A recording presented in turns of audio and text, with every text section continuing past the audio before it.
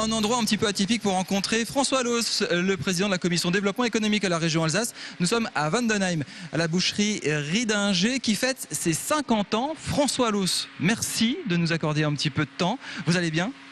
Merci, et je suis très content d'être là, effectivement. Alors ici, c'est un petit peu votre élément. On est chez des artisans, on est dans des entreprises. Vous les sillonnez dans toute la région, vous prenez le pouls? Oui, et je suis content de voir des entreprises qui sont heureuses de vivre, qui passent la crise et qui sont capables de parler de leurs 50 ans et de prévoir l'avenir, c'est bien. Alors 50 ans, on le voit à l'image, c'est un petit cocktail, on fête les 50 ans, vous êtes là pour les saluer ce soir. Malheureusement, aujourd'hui en Alsace, il y a peu d'entreprises qui font la fête. Vous êtes spécialisé dans la relance, dans la reprise. Vous, dans quelques jours à Colmar, vous allez en parler. Est-ce qu'on peut parler de relance économique aujourd'hui dans la région ? Relance, c'est un terme un peu exagéré parce que la région participe effectivement du plan de relance, qui est un plan national, qui a consisté à donner des commandes qui font faire du travail aux entreprises. C'est évidemment la conjoncture internationale et la conjoncture dans tous les secteurs qu'il faut ausculter. Aujourd'hui, certains secteurs sont repartis, certains secteurs entrevoient un avenir intéressant, d'autres sont moins sûrs du redémarrage. Tout ce qui tourne autour de l'automobile est encore un peu fragile.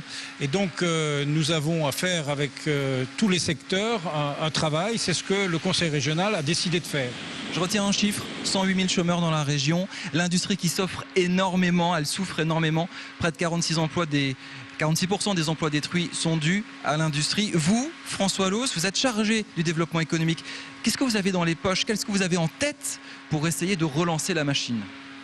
D'abord, je voudrais dire que l'industrie est indispensable et que l'industrie est le moteur de tout le reste. Par exemple, quand vous dites qu'il y a tant d'emplois qui sont partis, il faut savoir qu'il y a 300 000 emplois dans l'industrie automobile et l'automobile au total, c'est 1,3 million au niveau national. Donc vous voyez le rapport. L'industrie, c'est indispensable aussi parce que c'est l'industrie qui fait les exportations. Mais comment vous pouvez maintenir les industries sur le territoire? On le sait, les industries vont là où la main-d'œuvre est moins chère, malheureusement, en Europe de l'Est ou en Asie. Aujourd'hui, comment on maintient des entreprises automobiles en Alsace ou de la chimie en Alsace? Alors, je vous arrête, c'est pas aujourd'hui ça qui se passe, c'est que nous perdons quelquefois des emplois au profit de l'Allemagne, où la main-d'œuvre n'est pas moins chère. Le problème, il est différent.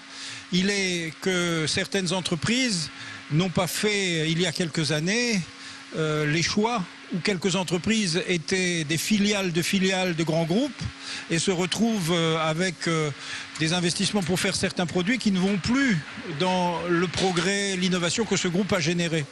Ce qui veut dire qu'il faut faire la part des choses entre les difficultés qui sont liées tout simplement aux stratégies de restructuration que toutes les grandes entreprises ont et qui sont en train de faire souffrir beaucoup d'entreprises dans le Haut-Rhin en particulier. Et puis ce qui fait le moteur d'une économie, qui est le moteur endogène, comme cette entreprise ici, où c'est la qualité, la compétence, le sens du marketing, la capacité à sentir les évolutions auxquelles il faut s'accrocher, et les entreprises qui investissent et qui sont en permanence en train de préparer le futur, celles-là, elles marchent particulièrement bien. L'emploi industriel a augmenté dans la période 2000-2008. L'emploi de service aussi. L'emploi des jeunes aussi. Nous avons connu progressivement jusqu'en 2008 une situation qui s'améliorait. Et nous avions l'impression à ce moment-là que le problème, c'était de trouver les bonnes personnes, les bonnes compétences pour aller étoffer les équipes des entreprises qui voulaient grossir.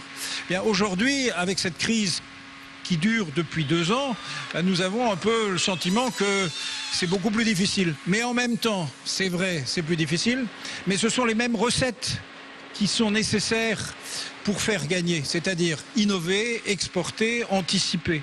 Alors dans cette crise, il y a quand même des entreprises qui semblent un petit peu tirer leur épingle du jeu. Je pense à Lanxess, à la Wanzeno. On vous voit à l'image, on s'était rencontrés là-bas. Lanxess a investi 5 millions d'euros dans un nouveau laboratoire recherche et développement. Qu'est-ce que vous pensez de ce genre de société, Lanxess, à la Wanzeno? Elle vous épate particulièrement? Alors Lanxess, c'est vraiment le contraire de ce que croient les gens. Les gens croient qu'on va fabriquer en Chine des commodités qui vont être utilisées par tous les pays du monde, que la Chine va devenir l'atelier. Eh bien, Lanxess est en train de réaliser un accroissement de capacité par rapport à ce qu'ils avaient avant pour vendre plus à la Chine. Donc c'est très réconfortant.